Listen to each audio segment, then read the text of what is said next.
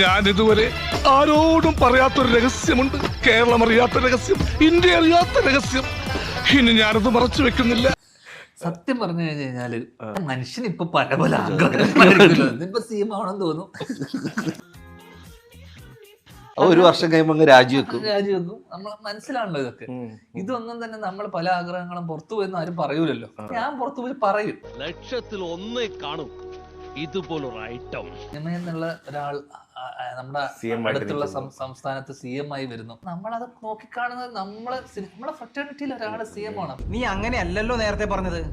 ആൾക്കാരെ പറ്റിക്കാൻ കണ്ണിൽ പൊടിയുന്നത് ചാരിറ്റി ഒക്കെ ചെയ്ത് വിജയ് ചെയ്ത പോലെ. അത് അന്നത്തെ ചോരത്തിളപ്പിന്. ഇപ്പൊ എന്ത് ചോര തണുത്തു പോയാ? തണുത്ത് മരവിച്ചു എന്ന് പറയുന്നതാവും ശരി. അപ്പൊ നമുക്ക് ഭയങ്കര കൗതുകവും അദ്ദേഹം സി എം ആയി. അപ്പൊ അജു നോക്കിയപ്പോ ഇവിടെ ഒരുത്തിന് സി എം ആക്കണല്ലോ. എടാ ഉഗ്ര, എനിക്കൊരു ഉപകാരം ചെയ്യൂ. പറ. നീ വാ പൊളിക്കരുത് പ്ലീസ്. ഞാനിപ്പോ ഓൾറെഡി തീരുമാനം എടുത്തിരിക്കുകയാണ് സി എം ആവാൻ. എനിക്കിതൊക്കെ ഒരു ത്രില്ലായിട്ടാ തോന്നുന്നത്. ജീവിതത്തിൽ എന്തെങ്കിലുമൊക്കെ ഒരു തമാശയൊക്കെ വേണ്ടേ? അജു ഞാൻ പറയുന്നൊന്നും ഞാൻ കാര്യമായിട്ട് എടുത്ത് കേൾക്കാൻ വന്നു കഴിഞ്ഞാല് ഞാൻ കുത്തോളം എടുത്തോളും.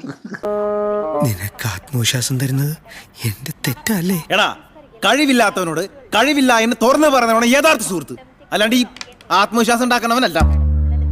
ഞാനിത് കേൾക്കേണ്ടവനാ. നീ ഇത് കേൾക്കണമെന്ന് തന്നെയാണ്. അതന്നെയല്ലേ ഞാനും പറഞ്ഞേ.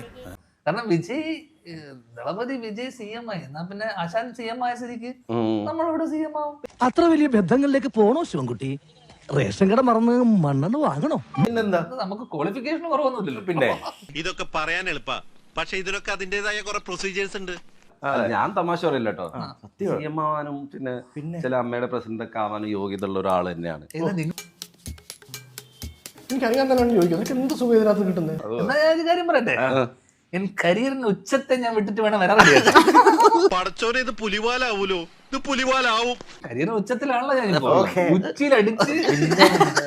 പരാജയം വിജയത്തിന്റെ ചവിട്ടുപടി എന്നാണല്ലോ പറയാറ്. ഞാൻ ആ പടികൾ ചവിട്ടി കയറി കയറി ഇപ്പൊ എത്തി നിൽക്കുന്ന എവിടെയെന്നറിയോ? ഇങ്ങനെ നോക്കിയാൽ എനിക്ക് ശബരിമല കാണാം. സ്വാമിയേ ശരണമയ്യപ്പോ.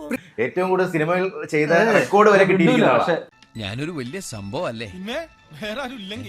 സി എം ആയിക്കഴിഞ്ഞാൽ തീർച്ചയായിട്ടും ഇതേപോലെ വിജയ് നിന്ന് പ്രസംഗിച്ചതുപോലെ താഴെ സാരി ഇട്ട് നവ്യ നായർ ഇരിക്കണം. ഓർമ്മിപ്പിക്കല്ലേ പൊന്നെ. അതൊക്കെ ഒരു അത് ആർക്കിപ്പം ചൈന ഭാഷ പറയുന്നോടാ.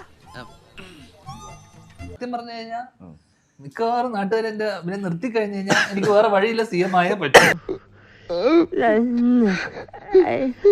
അതെ, ഞാൻ പോകുന്നു.